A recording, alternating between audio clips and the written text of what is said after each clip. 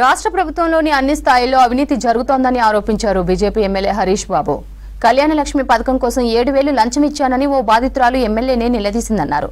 Secretariat నుంచి గల్లీ వరకు పెద్ద ఎత్తున అవినీతికి పాల్పడుతున్నారన్నారు. కళ్యాణ లక్ష్మికి పైసా వసూల్ అనే శీర్షికన ఒక ప్రముఖ పత్రికలో ఇవాళ నిన్న కథనం రావడం జరిగింది. దాని మీద ముఖ్యమంత్రి గారు కూడా స్పందించారు అనే వార్త ఇవాళ వచ్చింది.